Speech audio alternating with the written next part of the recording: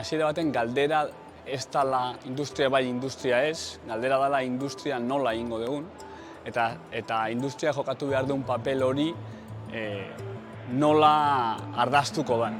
Orduan, badauka klima aldaketakin industriak daukan erlazioa izango da bidirekzionala, zentzu baten klimak berak eragingo diolako industriari, bere prozesuetan eragin handia izango dago, materiala lortzea zailago izango dalako, prozesuak beraiek ere beste modu batera egiten hasi beharko dialako, eta gero industriak berak klimari ere, klimari edo klima larrialdiari aurre egiteko nolabait bide bat izan litekela, ez? Enpresek beraiek ere bere posizioa aldatu behar dutela modu baten transformazio hontan, transformazioko eragile aktibo bat izateko.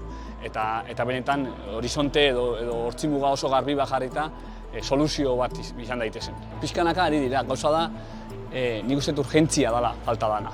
Hau da, ez da gauza ez ezagun bat, enpresak ere badakite transformazio hori eman beharko dutela eta nik uste merkatu berrien eta produzitzeko modu berrien bila ari direla. Enpresa batzuk beste batzuk baino gehiago, gaitasunak ere ezberdinak direlako, enpresa txikiek ere ez daukate gaitasuna egokitzeko merkatu berrietara besterik gabe, prozesu oso akotatuak eta oso definituak egite dituztelako. Ari dira, baina nik uste askoz ere indarra handiagoz eta esfortzu handiagoa jarri behar dela benetan transformazio hori lehenbailen behar den zerbait dela.